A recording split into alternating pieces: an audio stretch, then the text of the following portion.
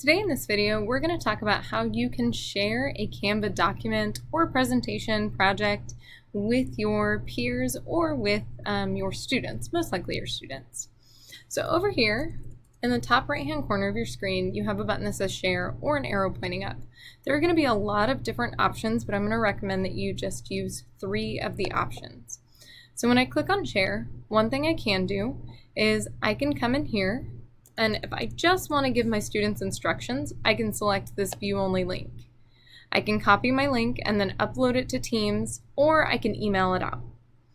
The next way is I can come in and I can actually create an assignment. So I can select assignment, and then I'm going to integrate it into Teams. If you use Google Classroom, you can still use Google Classroom.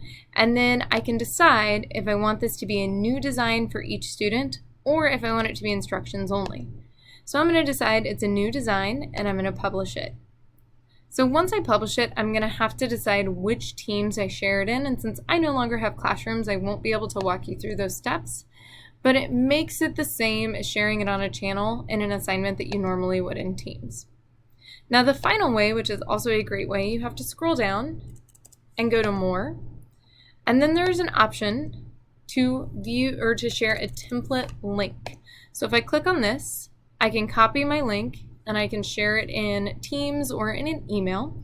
And when my students click on this link, it's going to force them to make a copy of the document. So if I'm sharing a worksheet that I want them to work on independently, I can share this template link and then they will all have their own copies of the project that we are working on. Although there are many other ways to share, as you can see, these are going to be the ones that I recommend that you use to start with, and then if you feel more comfortable, you can start exploring other options.